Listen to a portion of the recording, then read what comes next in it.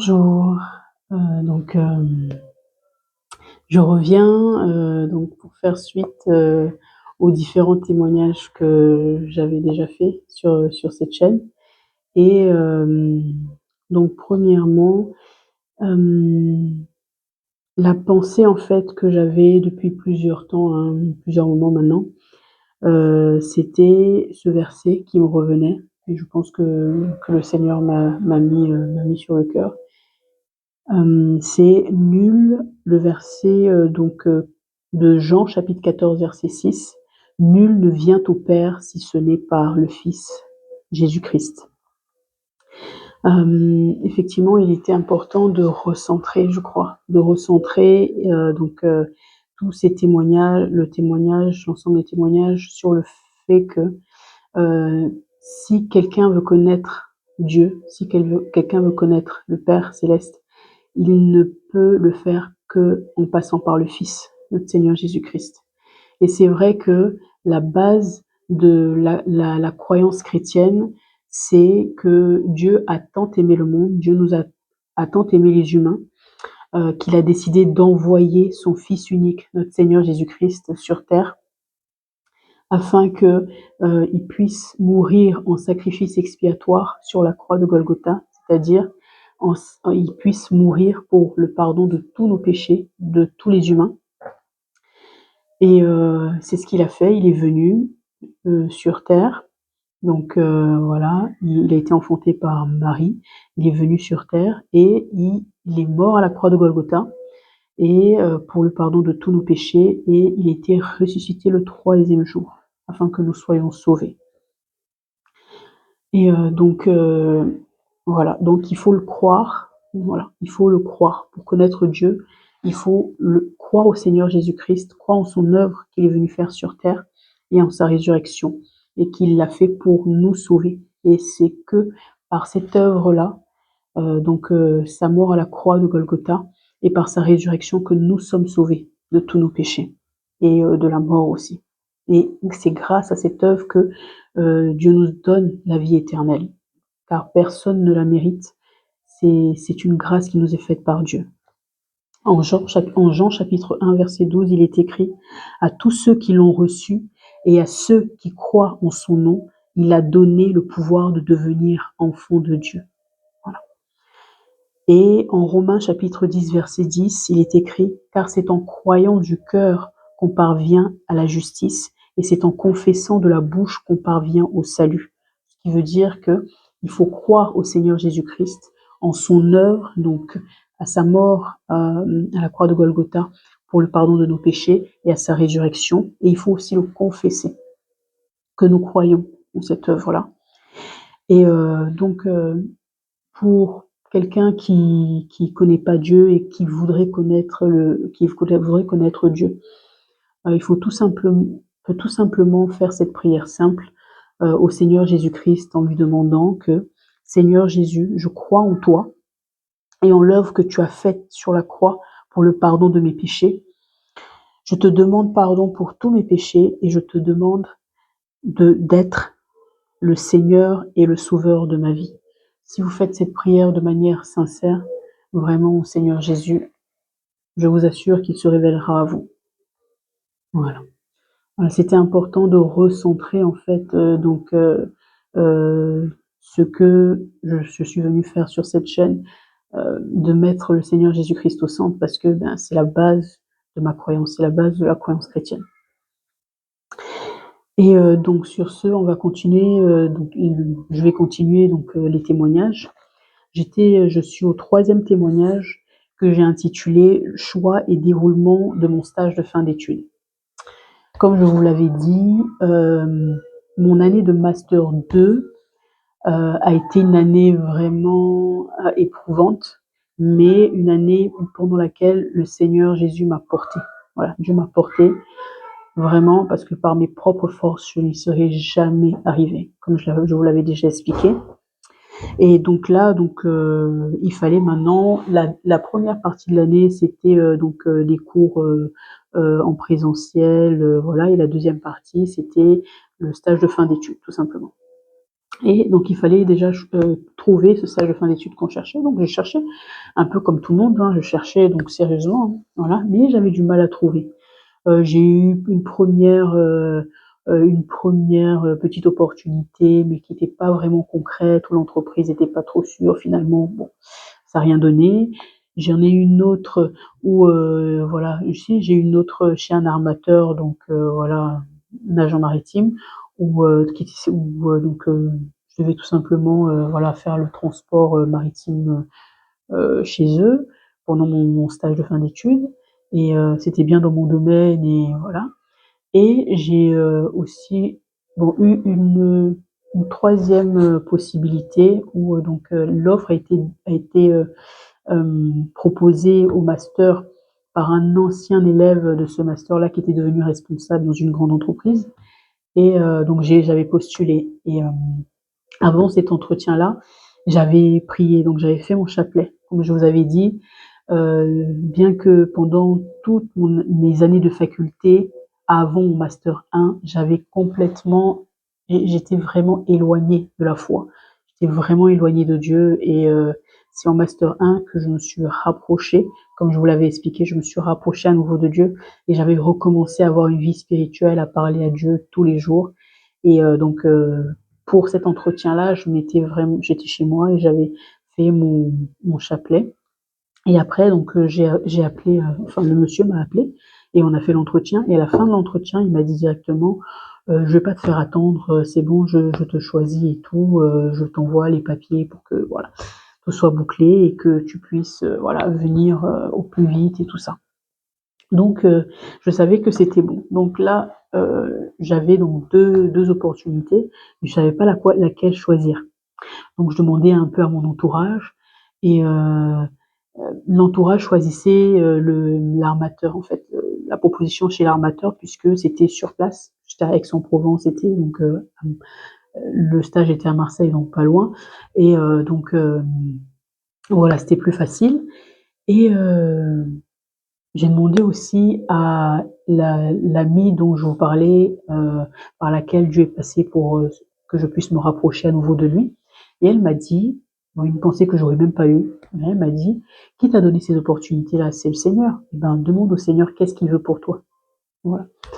Et ben, j'ai trouvé que c'était une très bonne idée. Donc, dès qu'elle m'a dit ça, après, par la suite, j'ai fait ma prière, j'ai demandé à Dieu, Seigneur, moi, je ne sais pas choisir entre les deux stages. S'il te plaît, fais le choix pour moi. Et c'est ce qu'il a fait. 2 jours après cette prière, il y a l'armateur qui m'appelle pour me dire oui, finalement, la proposition que nous vous avions faite pour le stage de fin d'études, on va devoir se retirer parce que on va devoir, enfin, on va plus pouvoir vous la faire parce que on va proposer votre stage, enfin le stage à une autre personne et tout ça. Et moi, quand ils m'ont appelé pour me dire ça, j'étais hyper contente parce que ça confirmait tout simplement que le choix de Dieu, en fait, que Dieu avait choisi le stage qui me paraissait plus compliqué de mon côté. Mais, mais voilà. Mais au moins, j'étais rassurée dans le sens où c'était le choix de Dieu et pas le mien et que je savais pertinemment qu'il allait être fidèle puisque c'est lui qui a choisi et qu'il allait me mener à bon port. Donc, même si finalement ça, ça, ça, ça incluait le fait que je déménage parce que le stage en fait il était à Lille, une ville à côté de Lille à Libercourt.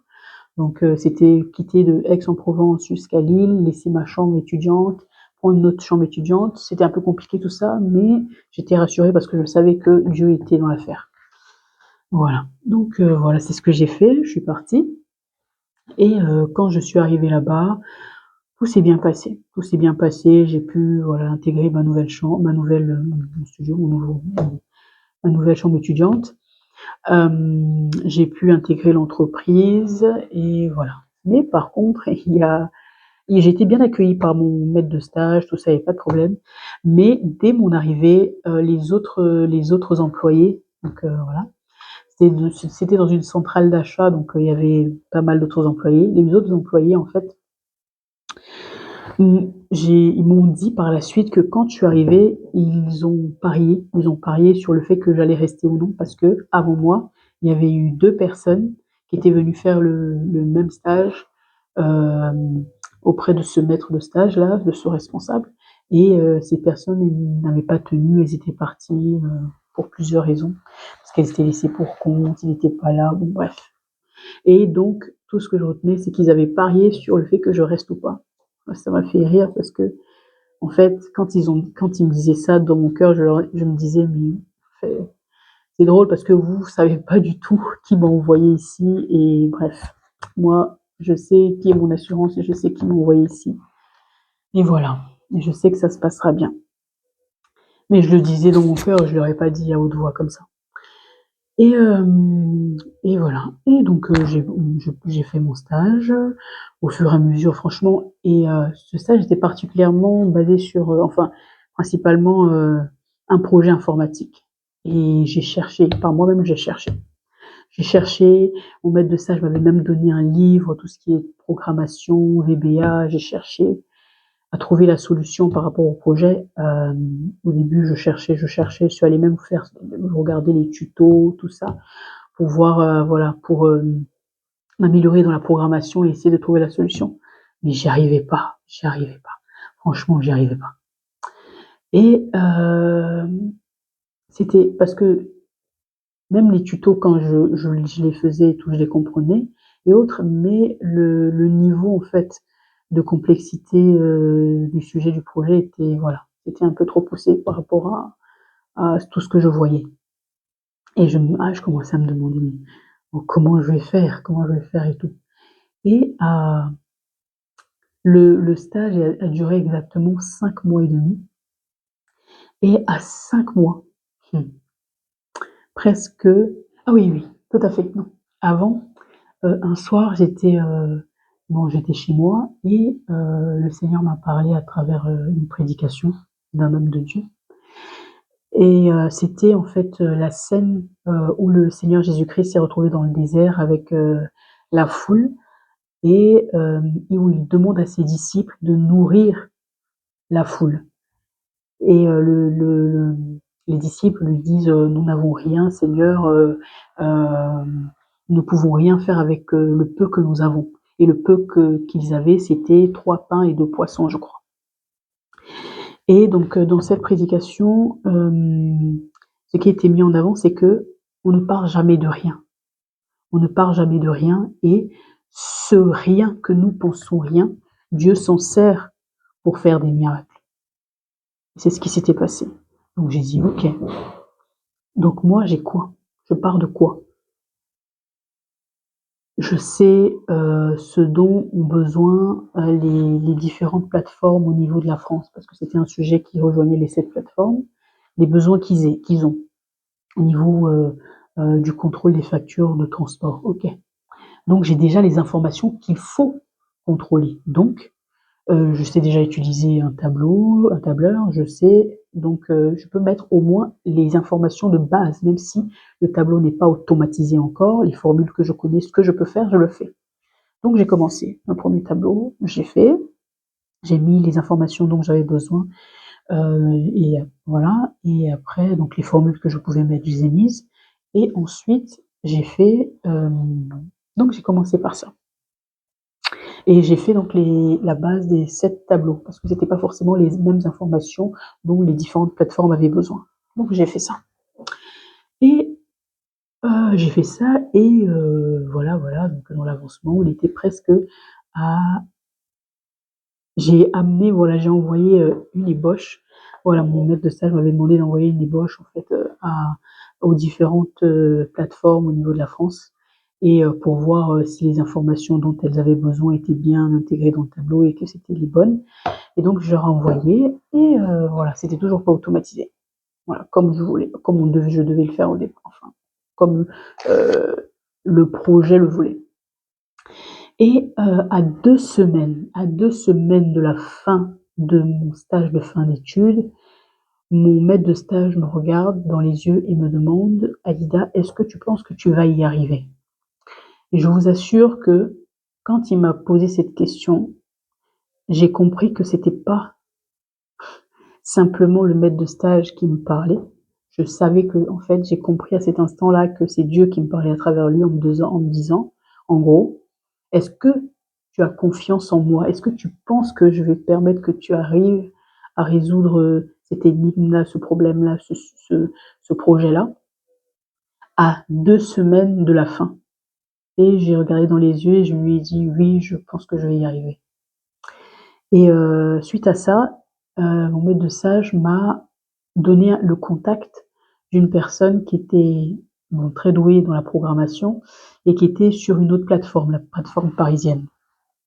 Et donc j'ai commencé à échanger avec cette personne. Je lui ai expliqué, donc mes besoins et tout, mais on tâtonnait encore. Et il s'avérait mon maître de stage devait aller, je crois le lendemain, à Paris, donc sur cette plateforme-là et tout. Et il me dit: «Anita, peut-être que si tu veux aller pour rencontrer cette personne-là, moi je suis pas contre et tout, on y va ensemble». Je lui ai dit: «Oui, avec plaisir et tout, ça m'aidera et tout». Donc on est partis et quand on est arrivé, donc j'ai pu rencontrer la personne et donc on a pu parler du sujet donc face à face. Et ça a débloqué la situation parce que, ben, on arrivait à un consensus et bon, il a pu en fait, m'aider à trouver, donc la formule de programmation qu'il me fallait pour une plateforme. Et donc je suis rentrée déjà avec ça, c'est comme solution. Et après donc moi-même par la suite, donc chez moi, j'ai commencé à travailler, il me restait 2 semaines, je faisais que ça. Donc j'ai déjà automatisé l'ensemble du premier tableau. Ensuite,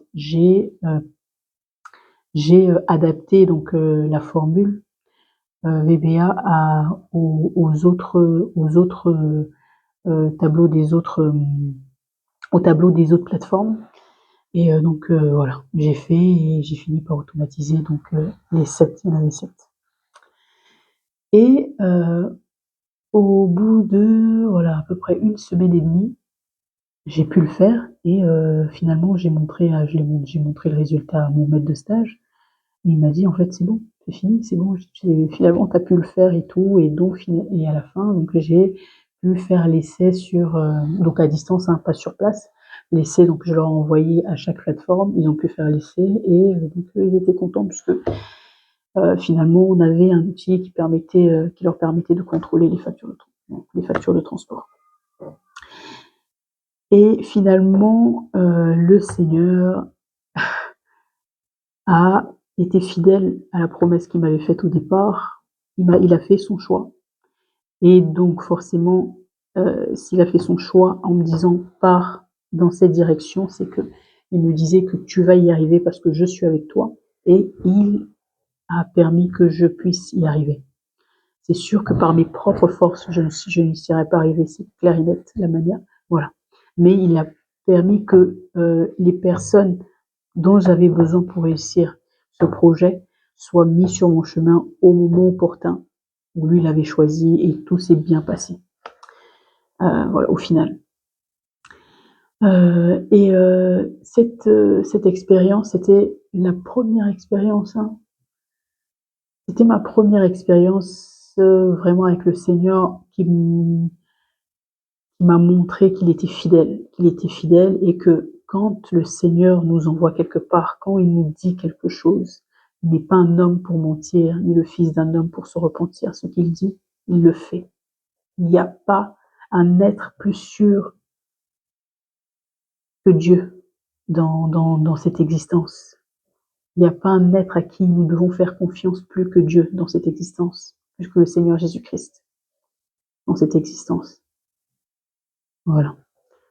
Donc voilà, pour moi, c'était donc le 3e témoignage et je vous remercie pour votre écoute et je vous dis à bientôt. Merci pour votre écoute. Au revoir.